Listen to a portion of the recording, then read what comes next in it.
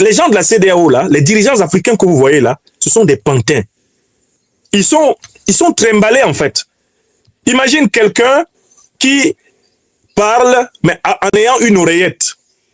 Ce qu'il te dit ne vient pas de lui. Il y a quelqu'un qui parle dans son oreille et lui, il répète. Ce sont des dirigeants pistonnés.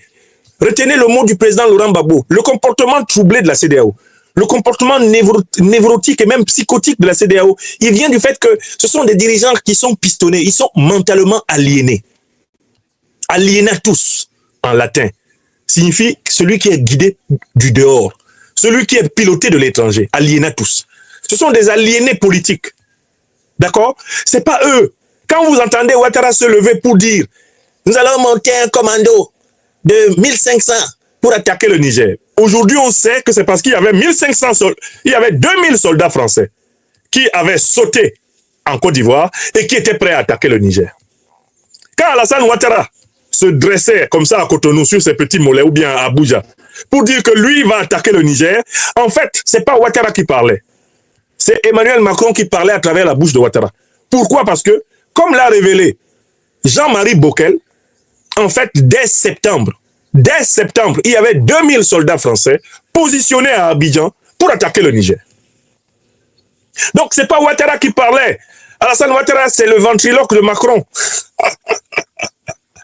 C'est pas Alassane Ouattara qui parlait. Si vous écoutiez bien, vous auriez entendu la voix de son maître. Tinubu, c'est un ventriloque. C'est pas lui qui parlait, ce sont ses patrons. Les néocolons français et les impérialistes occidentaux, ce sont eux qui parlaient à travers lui. Si vous écoutiez bien la voix de Tinubu, vous entendriez la voix des dirigeants occidentaux qui le tiennent. Regardez Mbalo, un homme qu'on déshabille devant son peuple à Bissau. Est-ce que c'est lui-même qui parlait? Regardez Macky Sall, qu'on appelle comme un toutou au téléphone. T'es où, Macky? Macky, t'es où? T'es où? T'es où? Tous des pantins.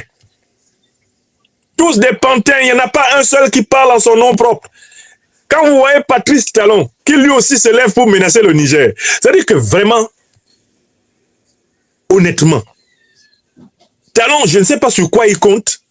Lui aussi, quand il fallait menacer le Niger, Talon aussi se tient debout. Hein? Aujourd'hui, on sait que quand Talon se tenait debout là pour menacer le Niger, c'était pas Talon. Talon n'est pas Talon. Derrière Talon, il y avait d'autres étalons. Derrière Talon, il y avait les gros souliers de la France-Afrique. Derrière Talon, c'est Talon, c'est le ventriloque du néocolonialisme. Parce que quand toi-même tu regardes Talon et ce qu'il disposait comme moyen face au Niger, tu te dis, mais est-ce que c'est vraiment lui qui menace le Niger? Les dirigeants de la CEDEAO, là, ce sont des individus harcelés. Ils sont sous pression.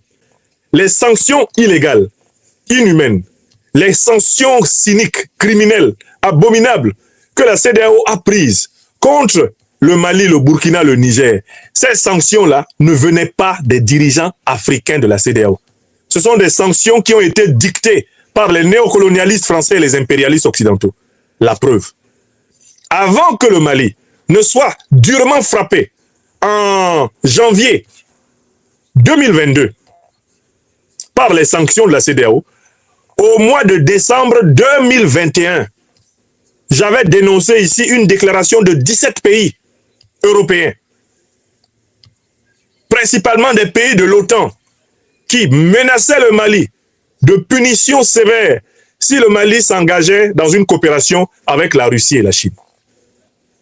Je dis bien déclaration de décembre 2021.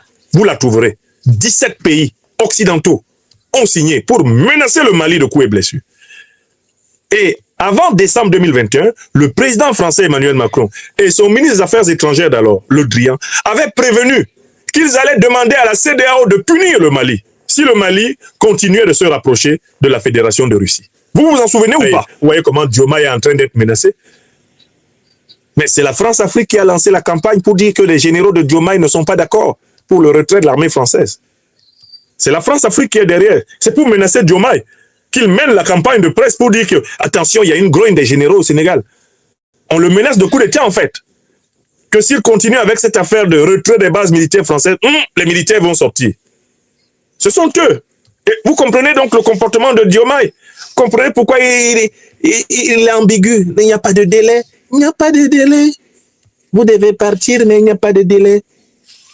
Tout cela fera l'objet d'une négociation entre le Sénégal et la France. Ne vous inquiétez pas, ça va. C'est pas tout de suite. C'est pas.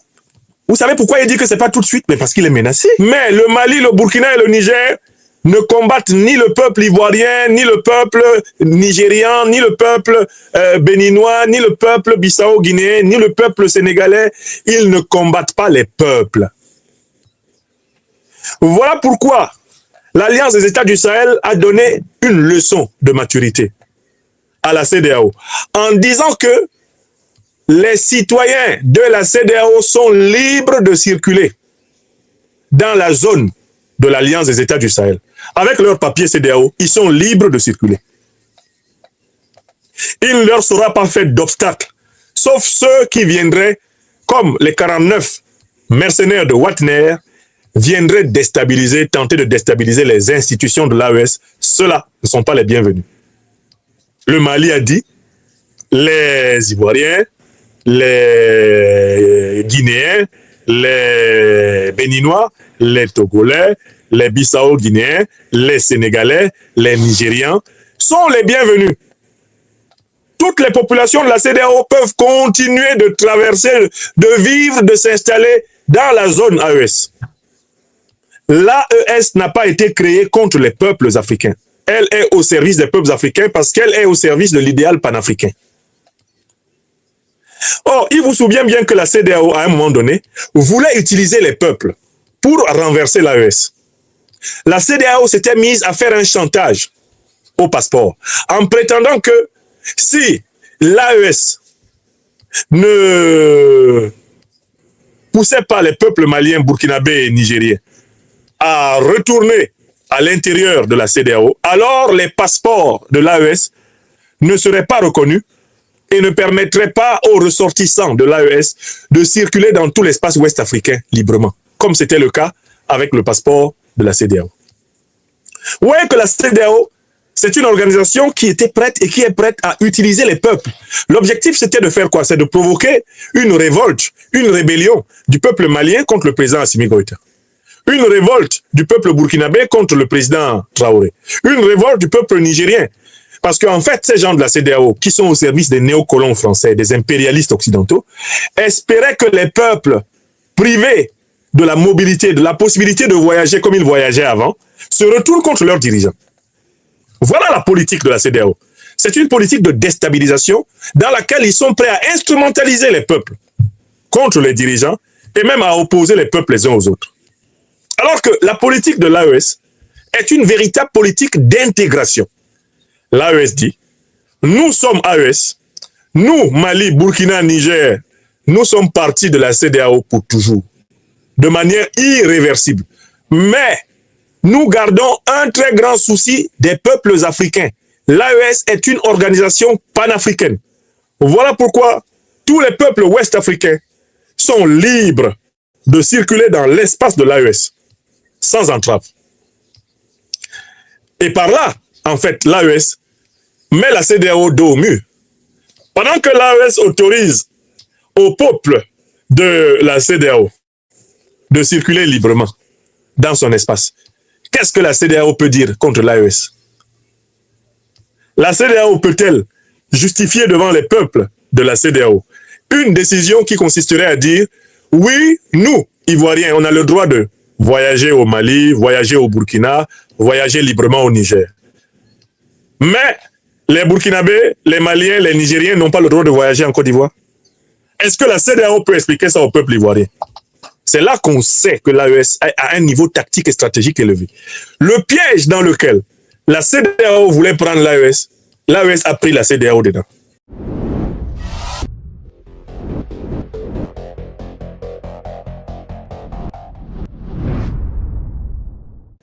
La CEDEAO se donne un délai de 6 mois pour déstabiliser l'Alliance des États du Sahel et avoue qu'elle n'est plus rien sans le Mali, le Burkina Faso et le Niger. Chez moi, à Dakar, on dit je dis que, hein, et à Abidjan, on dit je dis oh. Mais les gens de la CEDEAO, là, quel est leur problème? C'est-à-dire que là, quand j'arrive sur la CEDEAO, j'ai envie d'enlever mes chaussures avant de parler. Et là, je me déchausse là. Je dis que les gens de la CEDEAO là, quel est leur problème? Est-ce que vous pouvez m'aider à poser cette question sous la vidéo? Que chacune et chacun d'entre vous pose la question. Pour qu'au moins les derniers fantômes de la CEDEAO entendent. On leur demande, votre problème même là, c'est quoi? Parce que nous ici, qui vivons en Europe, on a assisté à la décision de la Grande-Bretagne de se retirer de l'Union européenne. On appelait ça le Brexit. La Grande-Bretagne s'est retirée de l'Union européenne, mais ça n'empêche pas que les Britanniques viennent en Europe, ni que les Européens aillent en Grande-Bretagne. On a assisté à ça. Nous voyons même, par exemple, entre le Canada et les États-Unis, des discussions qui peuvent conduire à la rupture de certains accords commerciaux. Par exemple, ils ont une discussion actuellement sur la distribution du courant, sur le prix du courant, le prix de l'énergie entre le Canada et les États-Unis. S'ils ne tombent pas d'accord, ils rompent les accords commerciaux dans tel ou tel domaine. Et la vie continue.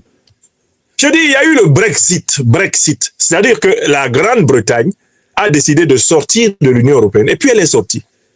Et ici en Europe, la vie a continué. Le ciel ne nous est pas tombé sur la tête.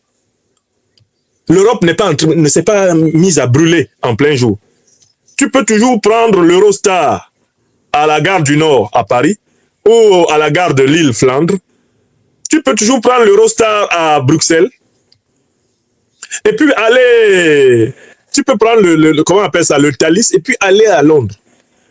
Tu peux aller à l'aéroport à Paris ou à Orly, prendre un avion et aller à Londres.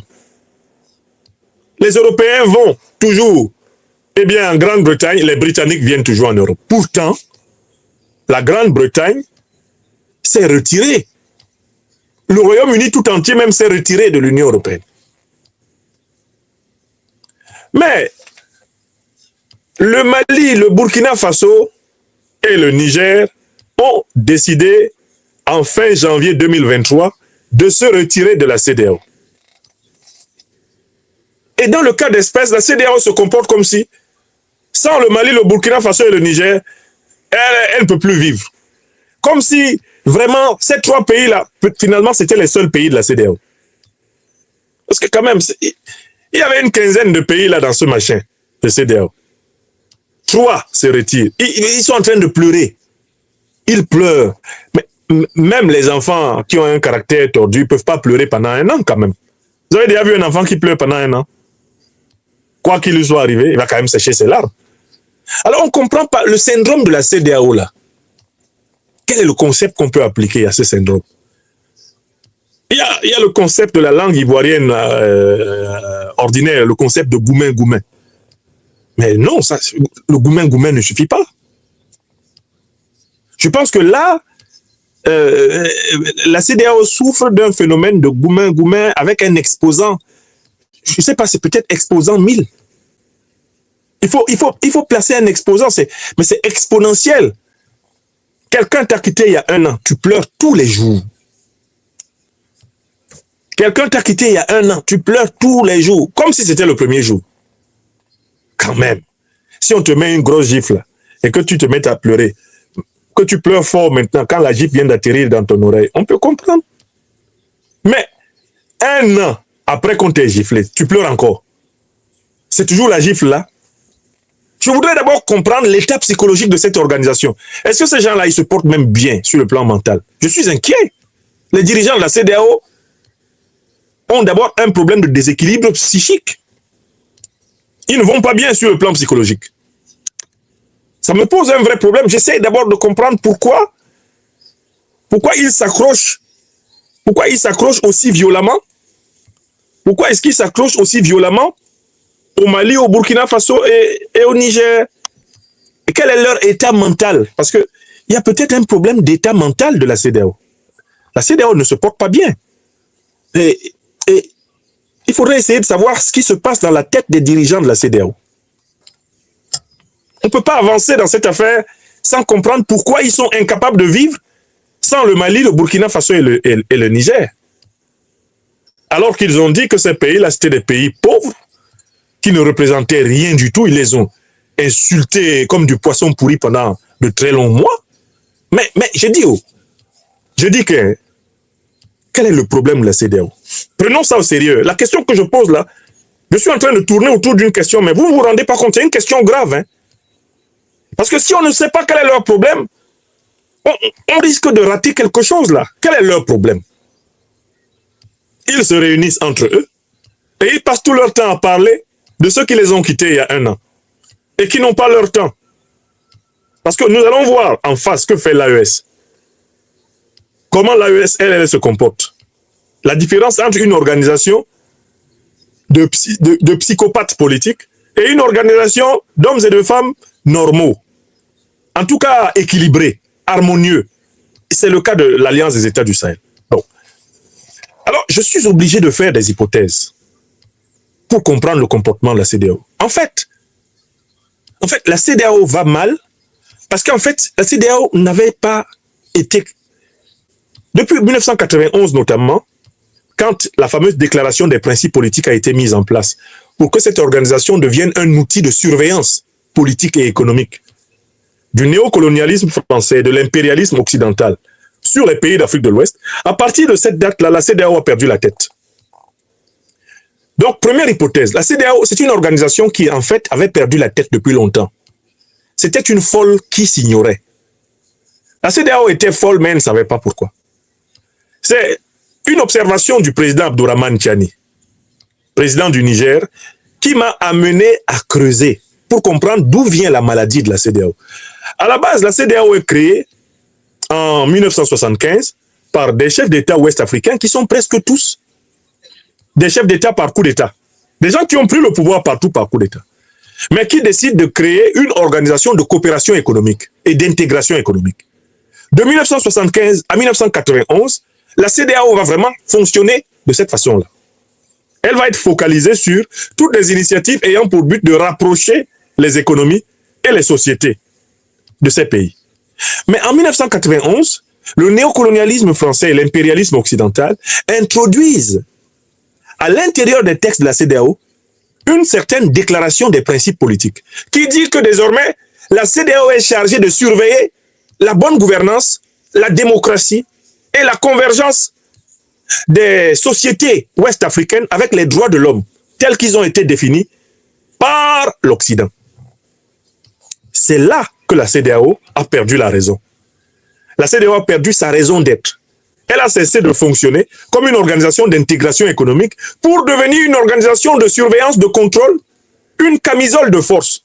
En réalité, la CEDEAO est devenue une organisation néocoloniale et impérialiste.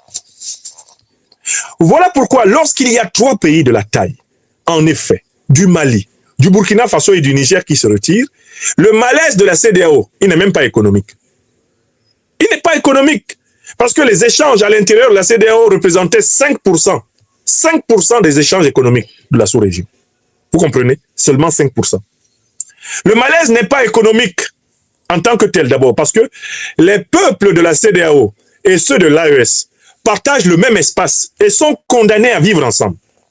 C'est-à-dire que des Ivoiriens sont condamnés à entrer au Mali, entrer au Burkina. Des Burkinabés, des Maliens sont condamnés à entrer en Côte d'Ivoire, entrer au Bénin, entrer au Togo. Des Béninois sont condamnés à entrer au Niger. Des Nigériens sont condamnés à voyager jusqu'au Sénégal.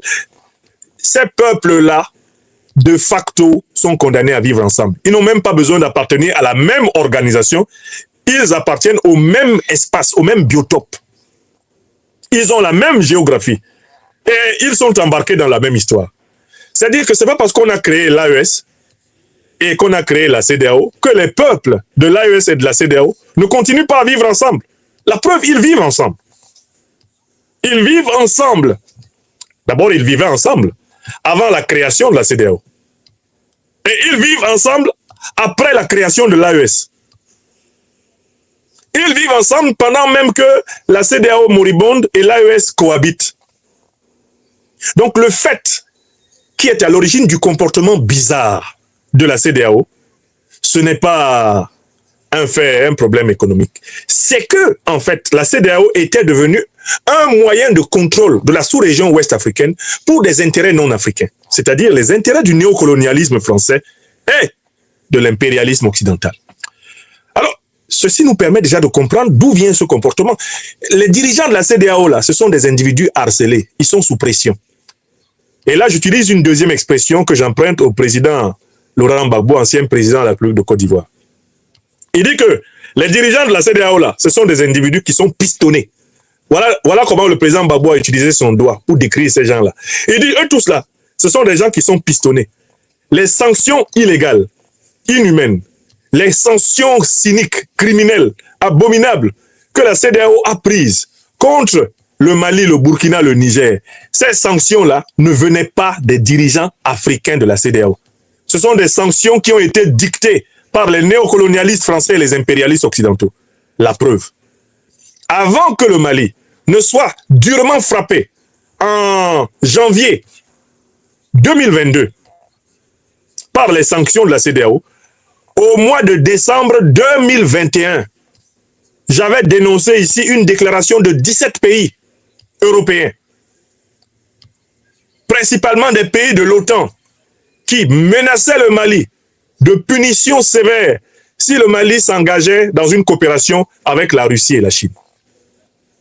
Je dis bien déclaration de décembre 2021. Vous la trouverez. 17 pays occidentaux ont signé pour menacer le Mali de coups et blessures.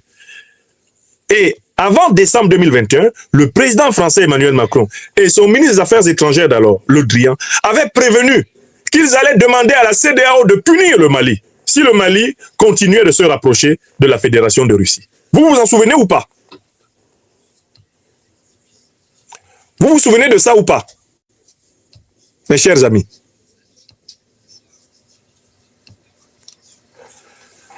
Vous vous en souvenez ou pas? Les décisions que la CEDEAO a prises contre le Mali, le Burkina et le Niger, ce sont des décisions qui ont été d'abord annoncées publiquement par les dirigeants occidentaux. Le président Macron, lui, s'en est pas caché. Il a dit, je vais prendre contact, je vais appeler les dirigeants de la CEDEAO pour prendre des mesures contre le Mali. Le président Macron l'a dit devant les journalistes.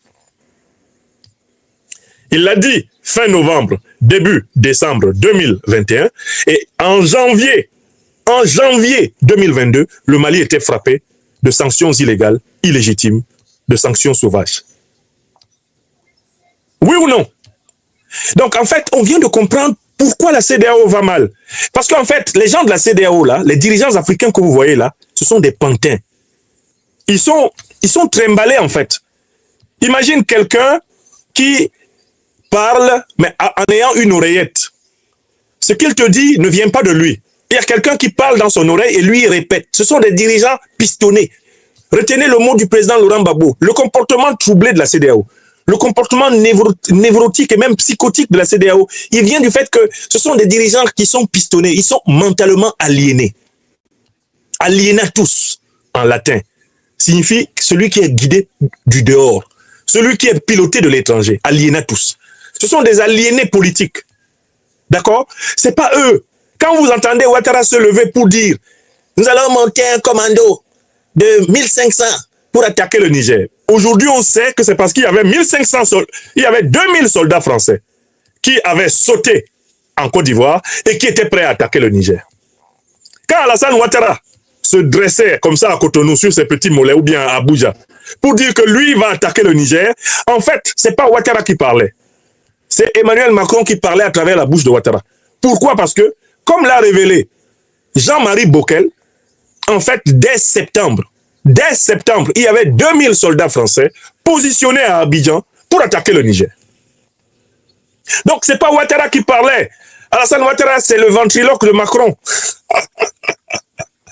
C'est pas Alassane Ouattara qui parlait. Si vous écoutiez bien, vous auriez entendu la voix de son maître. Tinubu, c'est un ventriloque. C'est pas lui qui parlait, ce sont ses patrons. Les néocolons français et les impérialistes occidentaux, ce sont eux qui parlaient à travers lui. Si vous écoutiez bien la voix de Tinubu, vous entendriez la voix des dirigeants occidentaux qui le tiennent. Regardez Mbalo, un homme qu'on déshabille devant son peuple à Bissau. Est-ce que c'est lui-même qui parlait? Regardez Macky Sall, qu'on appelle comme un toutou au téléphone. T'es où, Macky? Macky, t'es où? T'es où? T'es où? Tous des pantins. Tous des pantins. Il n'y en a pas un seul qui parle en son nom propre. Quand vous voyez Patrice Talon, qui lui aussi se lève pour menacer le Niger, c'est-à-dire que vraiment, honnêtement, Talon, je ne sais pas sur quoi il compte. Lui aussi, quand il fallait menacer le Niger, Talon aussi se tient debout. Hein? Aujourd'hui, on sait que quand Talon se tenait debout là pour menacer le Niger, c'était pas Talon. Talon n'est pas Talon. Derrière Talon, il y avait d'autres étalons. Derrière Talon, il y avait les gros souliers de la France-Afrique. Derrière Talon, c'est le Talon, c'est le ventriloque du néocolonialisme. Parce que quand toi-même tu regardes Talon et ce qu'il disposait comme moyen face au Niger, tu te dis, mais est-ce que c'est vraiment lui qui menace le Niger? Tout le comportement de la CEDEAO est un comportement donc aliéné. C'est une organisation d'aliénés mentaux, d'aliénés politiques. Ce sont des gens qui sont téléguidés. Ils n'existent pas par eux-mêmes. Ce sont des individus hétéronomes. En philosophie, nous distinguons l'individu autonome, autonomos, autonomos, celui qui a sa loi en lui-même, son principe d'action en lui-même, et l'individu hétéronome, hétéros, en grec veut dire autre. Nomos, celui qui a sa loi hors de lui. Sa loi est placée chez quelqu'un d'autre. La CEDEAO est un conglomérat d'aliénés, d'individus hétéronomes, donc ils sont guidés de l'extérieur. Et voilà pourquoi ils ont le comportement que vous voyez, parce que leurs maîtres leur mettent la pression. Ils sont sous pression. N'oubliez pas le geste du président Laurent Gbagbo. Ils sont pistonnés. Ce sont des individus pistonnés. Quand vous les voyez là, il faut savoir qu'il y a des fils invisibles. Ce sont des marionnettes. Ils ne bougent pas par eux-mêmes. Quand ils bougent leurs mains comme ça, parce qu'il y a un fil, ils sont attachés. Hein? L'une des méthodes qui sont utilisées par les néocolons pour les tenir, c'est la saisie de leurs biens en Occident. C'est-à-dire que tout ce que Tinubu peut avoir aux États-Unis, ce que Talon peut avoir en France, ce que Ouattara peut avoir en France, on les menace de mettre la main dessus. Par exemple, on dit, attention, il peut y avoir des procédures pour les biens mal acquis, hein, attention. On leur met la pression comme ça, et c'est ce qui explique leur comportement moutonnier. Ils suivent les néocolons dans toutes les directions, parce qu'on les tient. On les tient. Les marionnettistes dont parle Platon dans le mythe de la caverne, les marionnettistes sont donc les néocolonialistes et les impérialistes. Ils tiennent nos dirigeants de pacotille de la CEDEAO là, vraiment comme les marionnettes de spectacle. Il y a des fils invisibles qui tiennent les bras, les pieds de Ouattara Draman, de Talon Patrice, de Nana Akufo-Addo, de Adebola Tinubu, de Mbalo, hein, de comment il s'appelle, Diomaye. Vous voyez comment Diomaye est en train d'être menacé?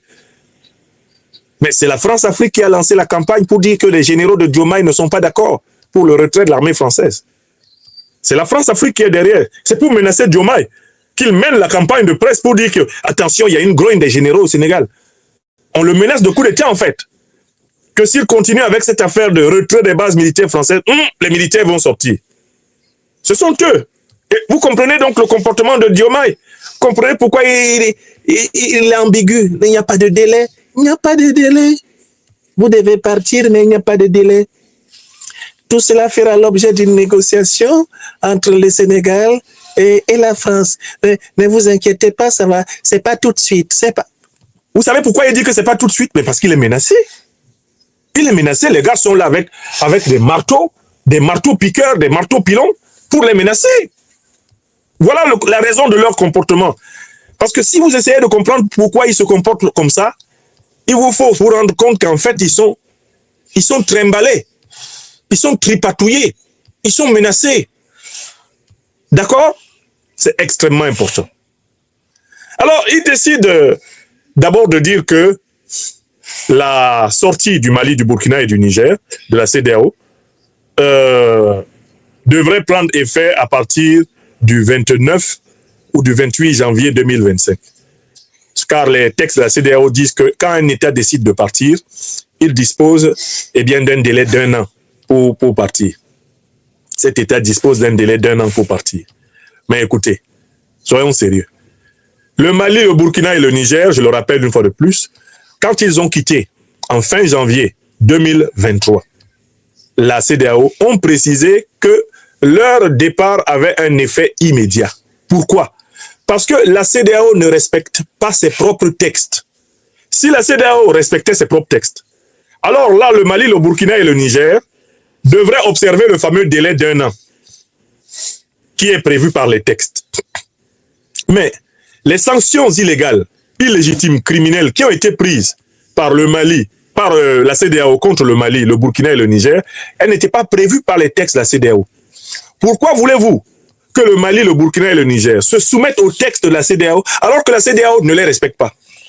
Pourquoi voulez-vous que ce fameux délai soit respecté, le délai d'1 an, alors même que la CEDEAO elle-même n'a pas respecté ses propres textes? Nul ne peut se prévaloir de sa propre turpitude. Nul ne peut s'en prévaloir. Une organisation qui ne respecte pas ses textes ne peut pas contraindre ceux qui ont décidé de la quitter à respecter ces textes. Donc, le fameux délai d'1 an ne concerne pas le Mali, le Burkina et le Niger. Deuxième observation, le Mali, le Burkina et le Niger ne veulent pas jeter le bébé et l'eau du bain.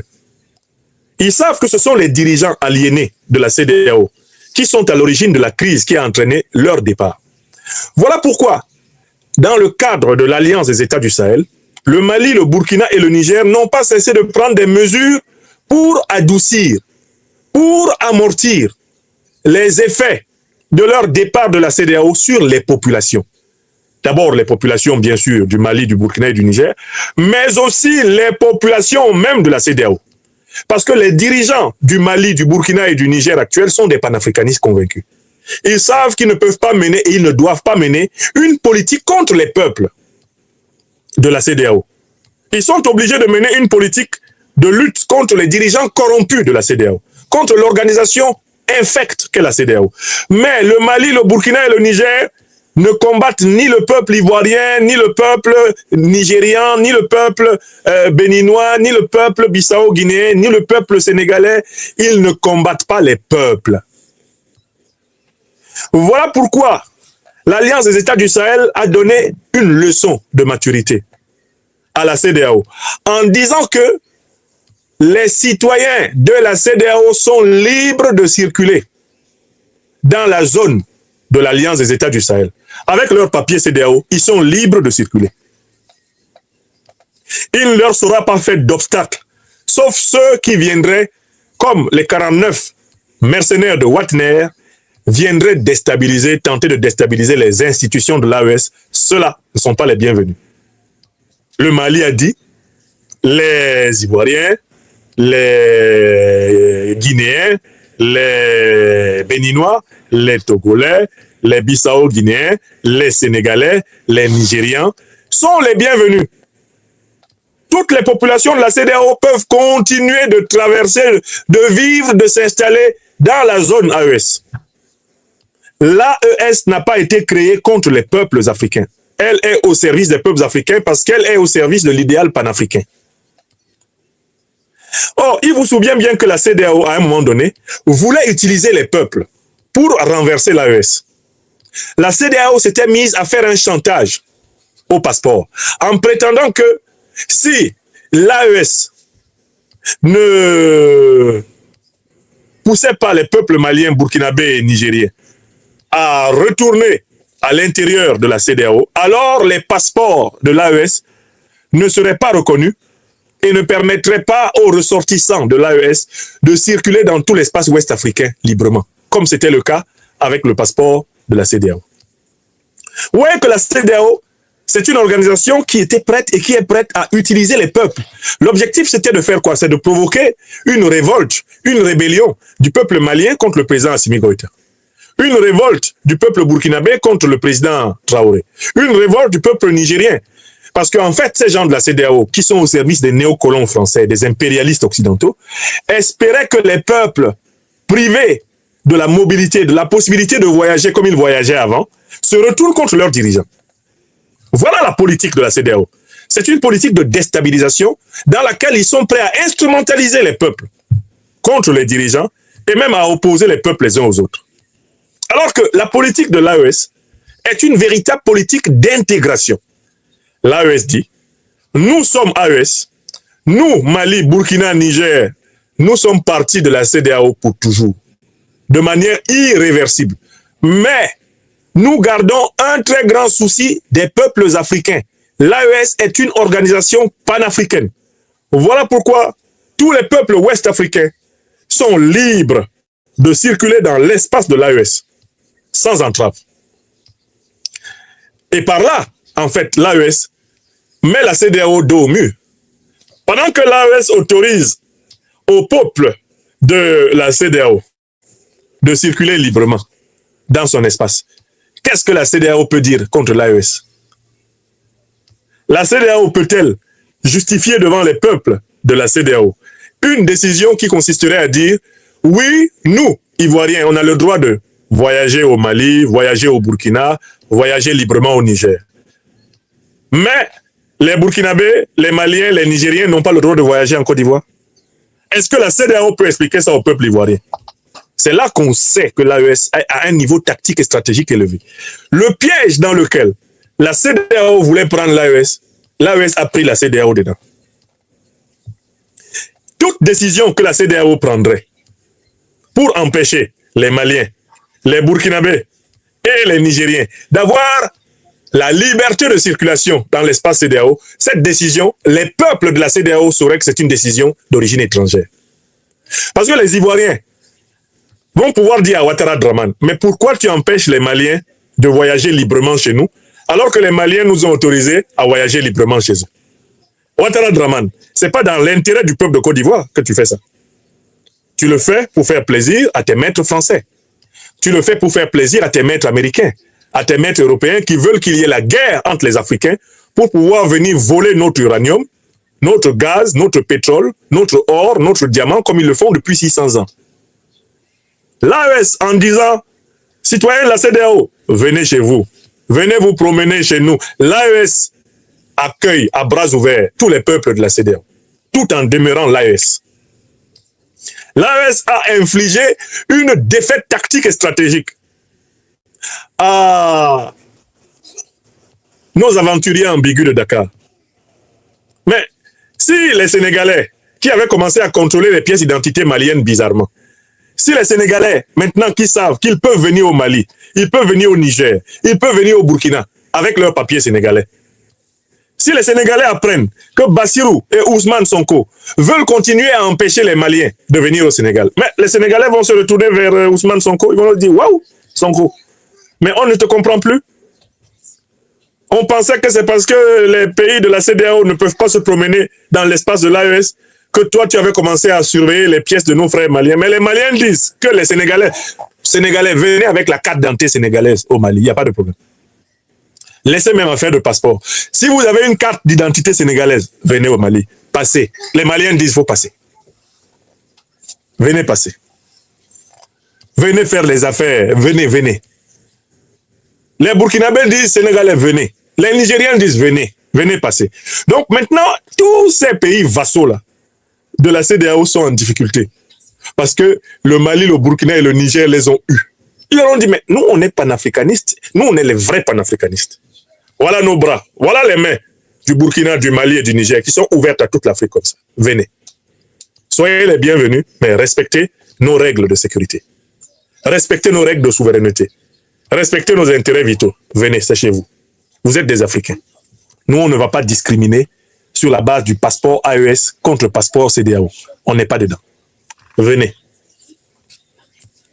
Donc, maintenant, ils sont en difficulté. Parce que alors qu'ils voulaient instrumentaliser le problème de la mobilité des personnes, ça ne marche plus. À partir du moment où l'AES laisse les peuples de la CEDEAO circuler dans son territoire, aucun pays de la CEDEAO n'a un angle de tir pour dire qu'il va empêcher les ressortissants de l'AES de circuler dans son territoire. Parce qu'à ce moment, on va se rendre compte qu'en fait, voilà donc l'œuvre des néocolons. On va dire, mais vous êtes contre nous. Les peuples vont dire, mais hey, moi j'ai le droit d'aller au Mali, mais laissez les Maliens avoir le droit de venir au Bénin, au Togo.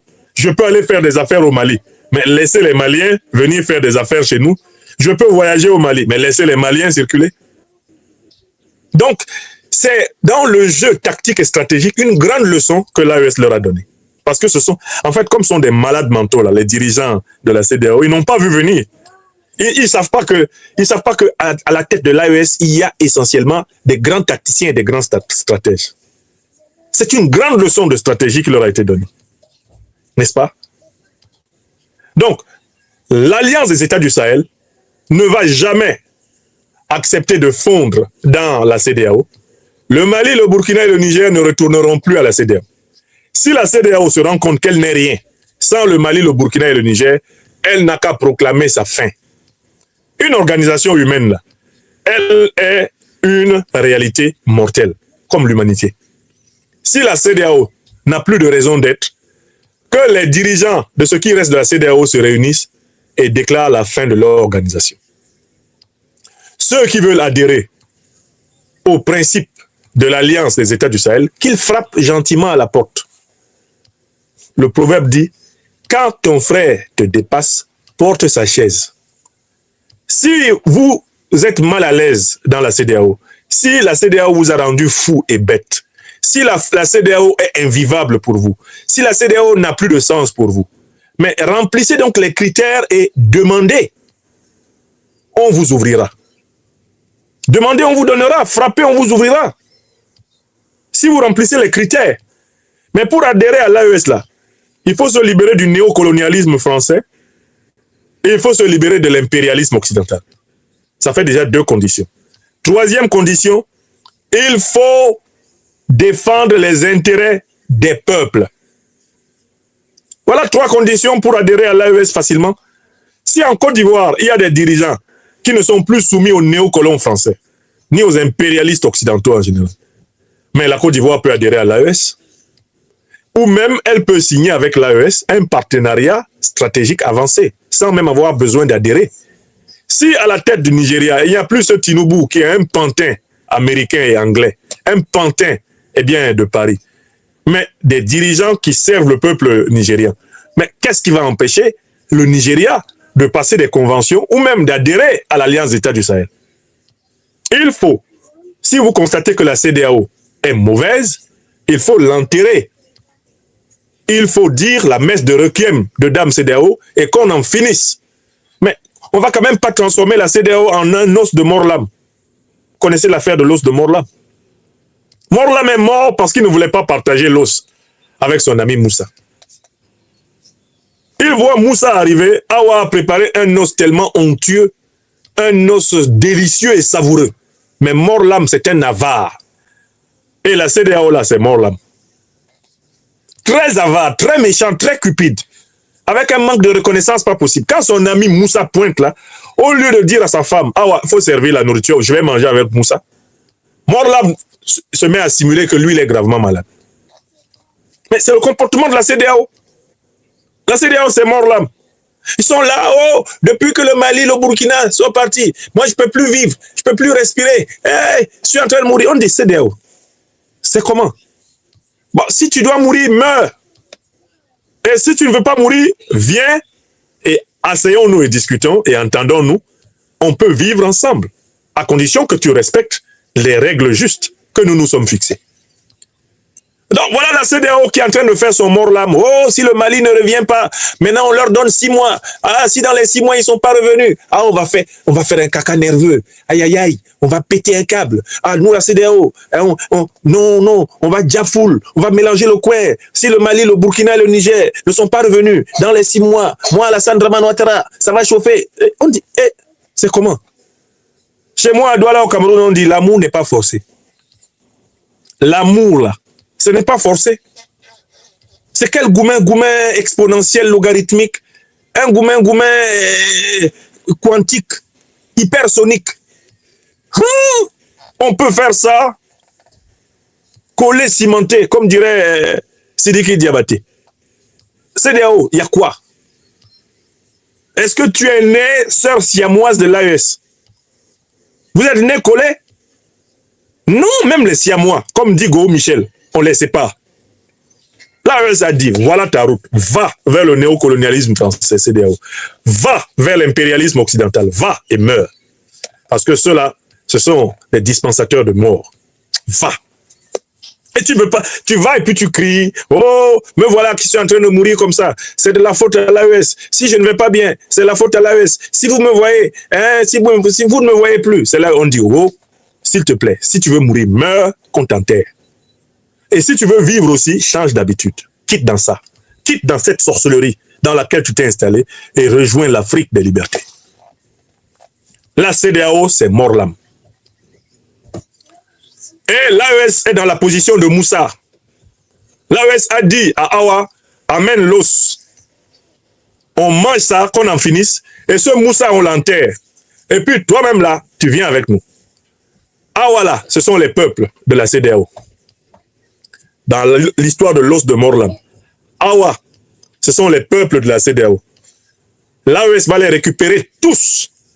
Comme Moussa a récupéré la veuve de Morlam. L'AES prend l'os et ensuite il récupère la femme. Et puis c'est fini. Abana peu, on avance. Parce que l'autre est tellement méchant, il ne veut rien partager. Comme il ne veut rien partager, finalement, il perd tout. Morlam est mort d'excès de méchanceté. Et la CEDEAO va mourir pareil. Écrivez ça. Quand tu es trop mauvais, tu finis très, très, très, très mal. C'est le karma. Alors, ils se donnent 6 mois. Pourquoi? Parce qu'ils pensent qu'entre janvier 2025 et juin 2025, ils auront le temps d'organiser des coups d'État au Mali, au Burkina Faso et au Niger. Tout le monde a compris, non? Ils sont en train de réorganiser les rébellions. Ils sont en train de financer les groupes terroristes. Ils sont en train de voir comment ils peuvent essayer d'utiliser la formule qui a réussi contre Bachar el-Assad en Syrie. Comment ils peuvent l'utiliser contre Assimi Goïta au Mali, contre Ibrahim Traoré au Burkina Faso ou contre Abdourahmane Tiani au Niger. Les événements de Syrie leur ont donné une lueur d'optimisme. Après leur tentative de Tinzawaten, après leur tentative de Barsalogo, après les nombreuses agressions sauvages qu'ils perpètrent contre nos forces patriotiques, les forces armées du Niger, ils se disent, on peut faire craquer l'AES. Pour cela, on va endormir l'AES en créant un faux délai qui ne signifie rien, qui n'intéresse personne. Un faux délai de 6 mois dans lequel on va donner l'impression de pouvoir encore négocier quelque chose. Il n'y a rien à négocier. Il n'y a rien à négocier si ce n'est les conditions de la coexistence, de la cohabitation. Vous, CEDEAO, vous êtes une organisation vassale du néocolonialisme français et de l'impérialisme occidental. L'AES est une organisation panafricaniste. C'est une organisation souverainiste africaine. Donc, vous n'appartenez pas au même paradigme. Vous n'appartenez pas aux mêmes dimensions. Vous, les néocolonisés, les impérialisés, les valets, les vassaux de la France-Afrique et de l'impérialisme, vous devez rester entre vous. Et débrouillez-vous comme vous vous débrouillez déjà jusqu'à votre fin. Comme Moussa, dans l'histoire, Morlam, dans l'histoire de l'os de Morlam. Nous, Alliance des États du Sahel, organisation souverainiste, panafricaniste, on marche dans notre chemin. Mais au bout du compte, là, la CEDEAO va mourir et les peuples de la CEDEAO vont rejoindre l'AES. Écrivez ça. La CEDEAO, c'est Morlam. L'AES va récupérer l'os et la femme. Écrivez ça. C'est ce que je voulais dire. Ils comptent sur des coups d'État au Burkina, au Niger ou au Mali dans la première moitié de l'année 2025. C'est chez eux que ce qu'ils croient là, c'est chez eux que ça va se passer. Tous ceux qui croient qu'ils vont renverser le président Assimi Goïta, le président Tiani ou le président Traoré dans les 6 mois de 2025, eux-mêmes ils ont choisi les 6 mois dans lesquels ils vont tomber. Écrivez ça. Tilana. Écrivez ça. Tilana Yomi. Tous les pays qui se sont donné 6 mois pour renverser l'AES, ils se sont donné 6 mois pour tomber eux-mêmes. Tous les dirigeants qui se sont assis à Abuja. Ah ouais, if we give them 6 months, I think that Nigeria can do something against them. Ça, c'est Tinubu qui parle comme ça, toujours les yeux fermés. Un vieux grigou. Ouattara Dramane a ajouté, oui, je pense qu'un délai de 6 mois, on a le temps quand même d'essayer d'agir. On peut. Vous vous souvenez de sa conversation avec Boubou Cissé? C'est comme ça qu'ils ont parlé à Abuja. Ils ont préparé des coups tordus contre le président Traoré. Ils sont en train de travailler vraiment à tous les schémas. Est-ce qu'on envoie des virus? Ouais, vous avez vu ce qu'ils utilisent contre Tshisekedi? On va en parler tout à l'heure. Hein? Quand Tshisekedi organise un peu l'armée congolaise, quand les FARDC commencent à combattre correctement, on envoie un virus. Les gens n'ont même pas vu ça. On dit oh, une maladie mystérieuse est apparue au Congo. Ouais, Balok Pekin. Qu'est-ce qu'on doit expliquer aux Africains pour qu'ils comprennent? Les virus font partie de la guerre. Les virus sont des armes de guerre. Je vous lis depuis des années ici des livres entiers où je vous extrais des aveux, des documents déclassifiés, des renseignements généraux, des puissances impérialistes qui avouent avoir utilisé des virus pour combattre. Aujourd'hui même encore, je vous rapportais un document déclassifié de la CIA qui dit que pour combattre Lumumba, elle a envoyé des espions avec des virus pour rendre des Congolais malades. Empoisonner Lumumba en utilisant un virus. Virus, ils fabriquent des virus en laboratoire et ils les utilisent pour régler des problèmes politiques. Voici l'armée congolaise, les FARDC, qui se met en ordre de bataille, qui s'organise, etc., qui commence à construire le front, mettre le M23 en difficulté. On envoie un virus dans la zone où l'armée congolaise se réorganise. On envoie un virus là-bas. Et puis, les dirigeants congolais sortent. Un virus mystérieux est apparu. On ne sait. Il est mystérieux comment? Il n'y a pas de virus mystérieux. Les virus existent sur la Terre où ils sont fabriqués par l'homme. Et il y a les virus qui existent à l'état naturel sur la Terre, qui se reproduisent naturellement sur la Terre. Et maintenant, il y a les virus que l'homme fabrique. Et c'est surtout les seconds qui servent à la guerre. Il faut que vous sachiez ça, les Africains. Les dirigeants africains ont une responsabilité énorme en matière de sécurité et de santé publique. Ne vous amusez pas avec cette question des virus. Il ne faut pas vous amuser avec la question des vaccinations. Il ne faut pas laisser n'importe qui débarquer dans un pays vacciné. Les enfants des gens. Surtout en Afrique. Parce que ce n'est pas la première fois que les virus, les bactéries, sont utilisés pour amenuiser les Africains. J'ai écrit un livre entier avec 3 études phares à la fin de l'année 2022. Et il y a un article qu'il faut lire, et il est disponible dans la presse internationale. L'Afrique sous la menace des armes biologiques occidentales. J'ai donné les preuves. Je suis le docteur des preuves. Bon. Donc, la CEDEAO que vous voyez là, elle est chargée de mener une guerre multiforme contre l'AES. Guerre financière, guerre biologique, guerre monétaire, guerre psychologique, guerre spirituelle, guerre tactique, guerre stratégique, guerre ouverte. C'est la mission de la CEDEAO. Gare aux dirigeants africains qui va se tromper sur la mission réelle de la CEDEAO. Une organisation aliénée qui, depuis 1991, est devenue un instrument de surveillance, de contrôle, un instrument d'esclavagisation de l'Afrique de l'Ouest. Gare à celui qui va s'amuser à oublier cela un seul instant. Tout peuple, tout dirigeant ouest-africain qui oublie un seul instant la vraie nature de la CEDEAO va le regretter pour toujours. C'est ce que je voulais dire. Parce que je vois parfois certains de nos dirigeants qui baissent de vigilance. Je vois parfois certains de nos peuples qui baissent de vigilance. À certains moments, on les voit croire un tant soit peu aux bonimenteries de ces gens, qui sont en réalité des suppôts du néocolonialisme et de l'impérialisme. C'est ce qu'ils sont. Les 6 mois qu'ils se sont donnés, ça va être 6 mois de tentatives intenses de déstabilisation. Écrivez ça. D'autant plus qu'ils sont au courant que l'Alliance des États du Sahel s'apprête à avancer sur le terrain monétaire. Ils se sont donné 6 mois pour porter les coups les plus sévères possibles à l'Alliance des États du Sahel pour que la monnaie souveraine Sahel ne sorte pas en 2025.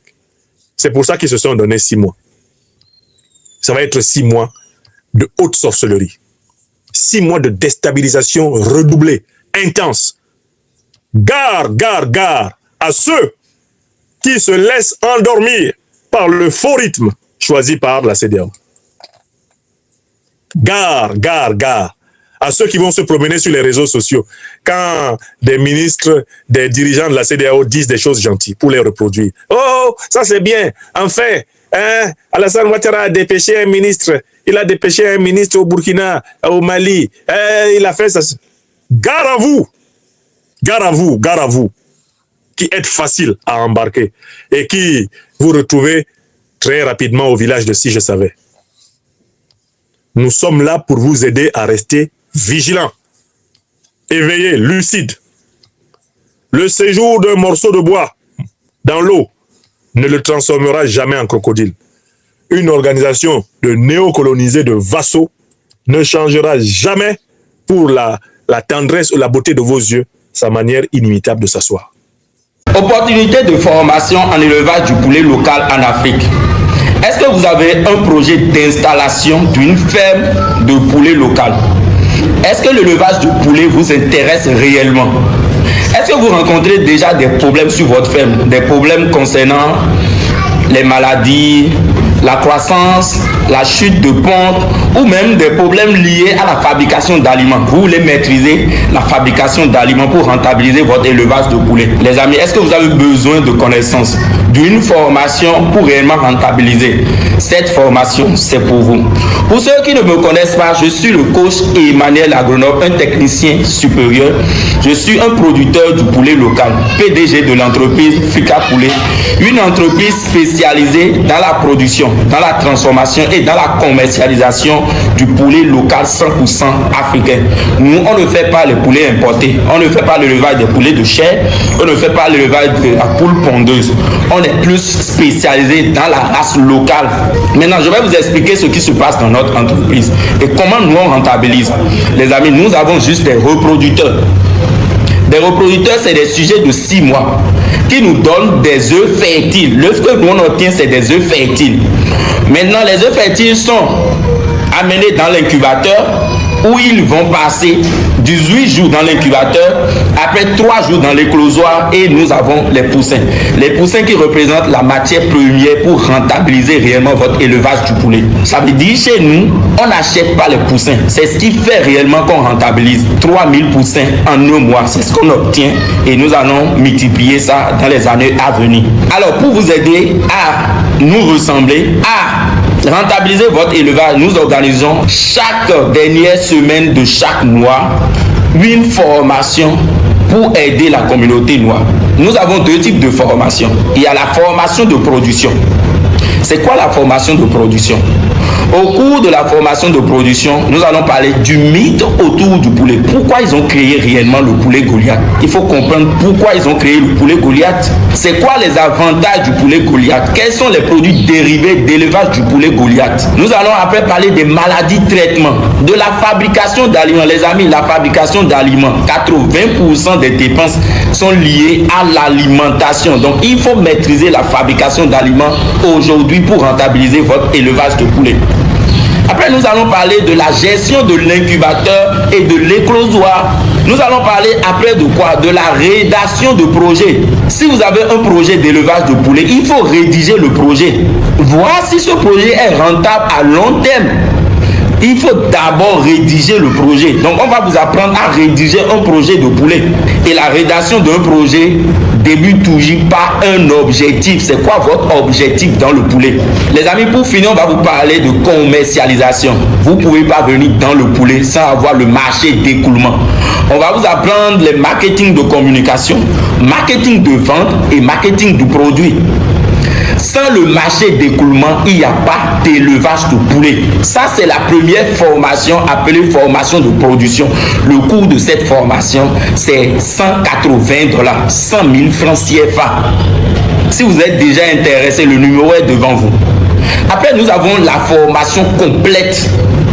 La formation complète, c'est la formation qui part de la production jusqu'à l'abattage du sujet. Quand vous venez dans le monde d'élevage, pour réellement rentabiliser, vous devez apprendre à transformer. Vous savez, nous avons 3 piliers de production.